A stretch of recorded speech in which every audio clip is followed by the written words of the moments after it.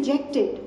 So we don't really have anything as of now, because the Law Commission said that, oh, let's just dump this thing aside, and they diluted it completely and said, okay, we'll just strengthen the existing provisions of Section 300 of the IPC, which deals with murder, to say, okay, we'll include honor killings also in the definition of murder. So it's just been diluted to that extent. That's about it. As the Supreme Court has stepped in, wherein it says that, okay, well, any honor killing would be treated as a rarest of rare, and so can be given the death sentence. So that makes it a little more stronger.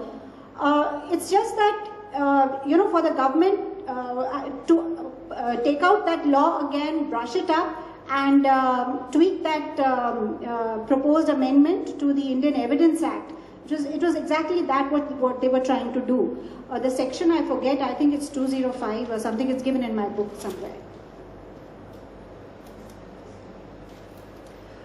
See, normally, of course, I do understand that by and large, there's not a clear understanding of how the panchayats function, etc.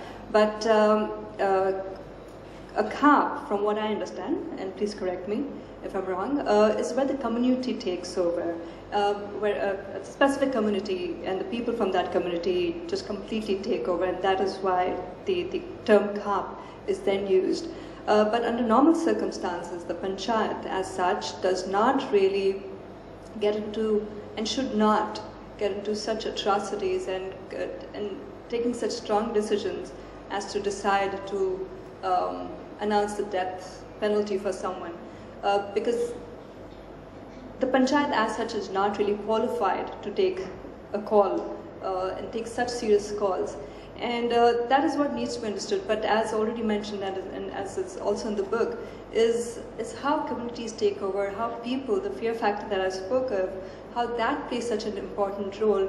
And as also mentioned earlier, right at the beginning, when the question of customs was concerned, was brought about, and what Seema also pointed out, that customs were formed to address certain issues during that time. Just to give you, for example, something as simple as weddings, the barat, the concept of barat in the olden days made sense because of the security that was needed for the bride and the groom, because they had to go through jungles, they did not have the infrastructure, therefore they had the entire procession going with them for their security. In the current day and time, we do not need those, and those customs should be eradicated. You have to change them according to time and the requirement, and that is what is critical, and that is what we need to look into. What we are doing in my panchayat, for example, since caste is such a strong issue across most parts of India, is we're trying to build the concept of community, the concept of, not community, the society. Because if you really look around you, be it in the urban sector and now even in the rural sector, that concept does not exist. We are becoming more selfish and self-centered. We do not care about what our neighbor is going through. We do not even extend help and support even when we know that the person requires that help and support. So what we are doing is focusing on the youth and the younger generation, making them realize that they have a responsibility towards the country, towards the village that they live in, and they need to step forward. We are trying to bring about awareness and make them realize that there are certain things which we need to move away from. And with that awareness, people are beginning to work together and build on that concept of a one big family, one big unit, which is what a village is essentially all about. And we are involving the women as well, because by and large, as we know, the sensitivity exists, and a woman thinks more about the other first than her own self. And collectively, we are working towards a more positive direction. And if we have youth like Seema coming up and being the voice in the rural sector, a lot can change. But what is required is moral support and guidance, which is where the rural sector, again, I will repeat, needs help. Can I just add to that? You said that the elected panchayat and the Khap panchayat really should not. But there are large parts of Haryana where the Khap panchayat is co-opted into the elected panchayat, in the sense that the same person would be holding a position in both. Yes. So, and in such cases, they generally tend to overpower the elected panchayat, whom they refer to as a dala. Dala is a clod of earth. You know, they say, oh, elected panchayat to dala hai, hamari chalti hai gaon mein. As it happened in their village, in Karoda, the ladki ka mama, what is that? Bhagli ka mama tha? Chacha was the sarpanch. And he was also one of the main conspirators under whose watch the whole killing of both these two took place. Thank you. We can go for the next question now. Where does this come from? There. When we say honor killings, isn't that a sort of a justification for the killings? What's honorable about the killing? Shouldn't we rather rename that dishonor killing? Dishonor killing. Absolutely. Absolutely. There's hardly anything to add to that. Probably the press, all of us, we need to amend and change that. Well, that was a great thought, ma'am. And the next one comes from here. Hi, my name is Bihu. What I want to ask you one question. Being the Sarpanch, what are the basic problems your village people are going through, and how is the government helping you in these cases? Interesting question. I love the question. Thank you. So the issues are, and by and large, these are issues common, I wouldn't say just for my village, but probably common to most villages, especially those which are further removed from the urban areas. Our biggest challenge is the fact that we don't have safe drinking water available. All groundwater in my village has been declared unsafe, even for the purpose of irrigation, because of natural contamination, which leads to high percentage of Down syndrome, even, because that starts affecting the child when the child is in the mother's womb. Education we have the infrastructure, but the high school kids, that's 11th and 12th standard children, are only taught Hindi literature, Sanskrit literature, and geography. So when I spoke about the politicians and the bureaucrats saying that, if we empower them, to hame puchne kaun aayega, that was with my discussion and debate with them, that why are we not providing kids a proper curriculum, and this is the response that we received. Toilets, sanitation, sewage system, that is a huge issue. What is surprising is it's been a little over 3.5 years since I became the Sarpanch, and even though the government has a Nirmal Abhiyan, which is total sanitation campaign, till date we have not received full funding from the government. The issue is not corruption alone, it's just that funds don't get dispersed to the panchayats for the village development. The district level and below, and that is what I'm referring to as grassroots, it's a different world of its own. They don't care about what the policies are. The gentleman behind you has been to my village and he'll share with you what he saw. They don't care about the policies that exist. They don't care about the Supreme Court or the High Court ruling. It's a different world of its own, because the bureaucracy there knows that everything depends on the report they make, and therefore the report can be as skewed and as far removed from the reality, because they know that even if the issue is escalated, the senior bureaucracy will not come to the village to see what the reality is. Even if media comes in, more often than not, pardon me for saying this, but in many places from the cities, the urban media is not able to come in, and when it does, people are already there to block them and give them the wrong report, and unless until they don't go to the site to see what the reality is, they will not understand what the issue is, and therefore matters when they get escalated do not always get resolved. And I've seen that happen in my panchayat as well. And those are the kind of issues. Agriculture is the only source of income which is seasonal, because we're dependent on rainfall, and therefore people are busy only from end July through till April. Remaining months the village has absolutely nothing to do. Those who have cattle, because there's no water and fodder, they have to migrate to neighboring states such as Uttar Pradesh and Madhya Pradesh during summers, and only return when the monsoons set in. As a result of which, there's a lot of infection that comes in with the cattle which migrates out. We have had a lot of people who have died in the process of migrating to another state and coming back because they encounter whoever. So that's the other issue. We don't have a regular source of income in the village. So that is what we're trying to work towards. We're looking for trainers to come in. We have formed 70 self-help groups. We don't have any NGO, or rather we didn't have any NGO in my area. But now we have brought an NGO in my village, and the NGO and I work collectively to mobilize the people, to bring about awareness, to change mindsets, and that is where we're focusing on the women and the youth, and hoping to provide a better space, not just in our village.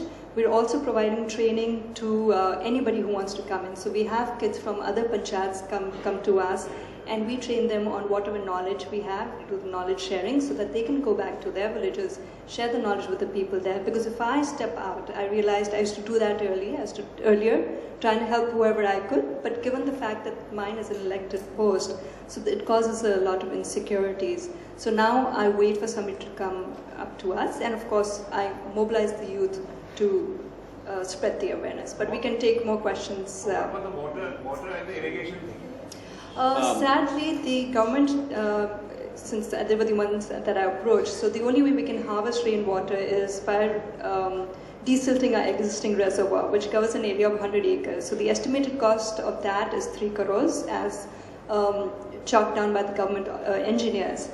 So for that, unfortunately, the state government prohibits usage of machinery, which is needed. We did do Shramdan. My team got elected on 4th of Feb 2010. On 10th of Feb, the entire village gathered together and we did Shramdan to voluntarily desilt the reservoir. But the engineer said that even in 10 years, if the village gets together, it will not be able to desilt it. So the state does not have a scheme which will allow us funds for the project. But they said that you can reach out to the private sector and get funding, which has not happened yet, because the corporates, I thought the corporate social responsibility will help us, but they said that your village is not close to a plant or unit, so we cannot help you. But I did receive support from my parents, from my dad's friends. One young entrepreneur from Delhi, a lady named Vandana, who heard an interview of mine, sent a check of 50,000. So we collected 20 lakhs, and of the 100 acres, we have desilted 10 acres. So as of now, that is the only bit in the entire village which is able to store water, which otherwise would run dry by end of January. So from end Jan to end July, people were without water. So we're working towards it. I'm optimistic, and I'm hopeful people will come forward to help. Yeah. Can we take one last question, connected more to the topic we've been discussing? Yeah, it's to the topic only. Yeah, see, like rape, this honor killing is becoming epidemic in our country, and laws are, proving very ineffective. The laws are deterrent, but it's not everything. So I want to know, are there some movements also to eradicate, to abolish this, system, in Haryana and the areas which are affected by this really stupid custom? It might seem as if honor killings are on the rise, which by the media coverage it does seem as if there is a resurgence. But at the same time, it's also true that we are a society in transition. It's a clash between the old and the new. The old is trying to remain alive. It appears as if it's its last dying gasp before it finally extinguishes itself, because the march of development and education and literacy is so fast, and it's overtaking all this. So I guess we will see more of this in the immediate future, but long term, I'm optimistic.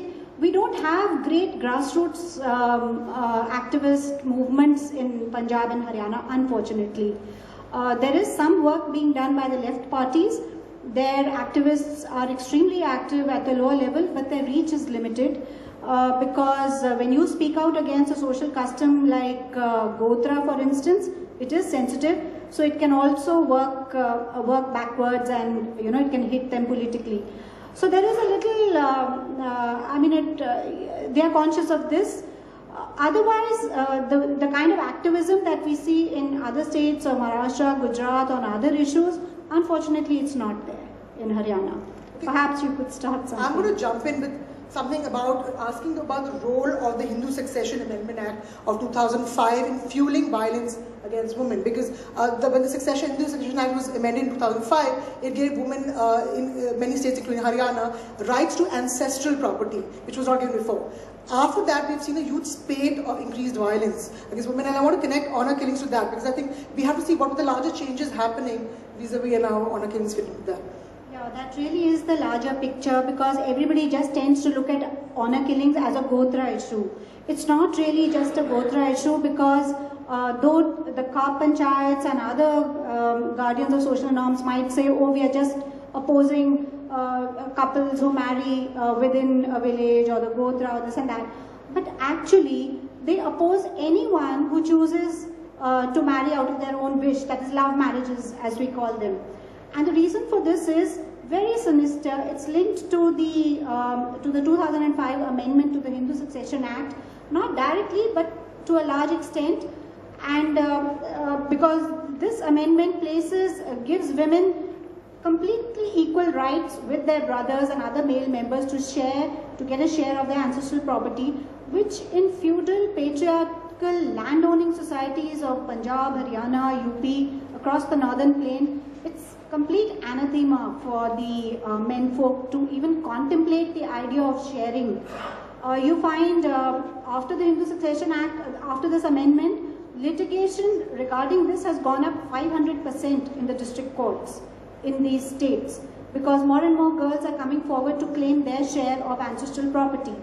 And how it links up with this whole thing is because Khap Panchayats have also seen, and generally the patriarchs have seen, that whenever a girl chooses to assert her right and choose her own marriage partner, she acquires the confidence to go on and claim her share of ancestral property also. So, so the trend is that nip this in the bud, just subjugate her, her assertion of her marriage rights, of her choice to choose her own partner, so that later on she does not claim, because now they know that the law is on her side and the law will help her to get a share of her ancestral property. There is another very sinister thing which is happening. Any girl who gets up to claim her share of property is stigmatized, is socially stigmatized. The family severs all ties with her. She's not allowed to come to the village. The parents stop giving her gifts and other things whenever. So most women in these states, they lack the courage to get up and claim their share of the ancestral property, just fearing the stigma that if we do it, we'll have to break off ties with our parental home. And this suits the Khap Panchayats because they play on the fears of the patriarchal society that, listen, if you give freedoms to girls, if you allow them to wear jeans and use mobiles, and you know, those are the kind of restrictions which Khaps are bringing in nowadays. Just a couple of months ago, I had gone to Rohtak and Jhajjar to research on another story which a Khap had passed a fatwa. No jeans, no. In fact, just after that Nidhi and Dharmendra case which she's talking about, that happened in Haryana, in Rohtak a couple of months ago, when that girl was cut into pieces and the boy was chucked in front of the house. Immediately after that, the Khap Panchayats met and passed this fatwa. Okay, no girl will be allowed to wear jeans, carry a mobile phone, and the logic that they gave was कि अगर ये नहीं करेंगी तो honor killings बंद हो जाएंगी. You know? You have to understand that we often in the news media see this small little story and we don't connect the dots. The larger story is laws have changed. They've given equal status to women, they're giving them ancestral property rights, and people don't like that. So rather than directly attacking the law, this is what they do. The idea is to disenfranchise women, make them feel that they won't be able to speak up and claim their property rights. So I think we need to look at the larger picture. Samira, but I'd just like to add to that. We do tend to make an ugly generalization, and also like to point out that this does not happen in every village or every panchayat. In the area where I hail from, things are much better. In fact, intercaste marriages, people, even in rural sectors, are open to those. And in fact, even in the olden days, I was quite surprised when I learned that myself. Even in the olden days, they had formed a way by creating a separate community where people had an intercaste marriage. Of course, within the Gotra is a different issue, because as we know, marriage is within blood relations, and that is what a Gotra basically emphasizes. That can lead to health issues and deformities, as stated at various levels. So that aspect is different, but the aspect of intercaste marriages is beginning to happen and people are open to it. And what is interesting to note is that the youth is more aware. Seema, aapke samne, she's a perfect example of that, where people realize that they have a right to certain things. The right to property is something that is practiced a lot in the area that I come from, and women have access to those properties with ease and the system supports them. So again, I just want to point out that this is not what happens across India, but yes, there are certain pockets that need more focus, and there's a lot that needs to be changed. Thank you. Now, showing all respect to time, we're just left with 3 minutes and we have 2 questions to come up. Please make it very precise. Yeah. More than a question, it's a comment. सीमा जी, आपकी माता भी हमारे बीच में, आपने जो हमें story सुनाई उससे हम बड़े प्रोत्साहित हुए. And I, being as a Indian, आप कहते हैं आप अलग हिंदुस्तान से आते हैं, आप ये अलग हिंदुस्तान आपको दिख रहा है, सारा हिंदुस्तान आपके पीछे तन मन धन से खड़ा है, क्योंकि आप एक भारतीय नारी होने के नाते जो हमें हौसला दी. अब जिसने आपको सवाल पूछा शायद वो गायब है, आपका फ्यूचर क्या है? I think उसका future I don't know what it is, but you have held yourself very high, and हम आपको सलामी देते हैं, आपकी माता को. Thank you so much, sir. That is indeed a very good comment. And now the final question that we are waiting for. I just have one very simple question. Why? As in, I can't just fathom the fact that people who have nourished and protected their own children and relatives for so long suddenly shift from protecting to being so cruel to them. I mean, what causes what's going on in their like what is the psychological point of view? Like, we are talking about how we can later cure this as in laws and everything, but isn't it better to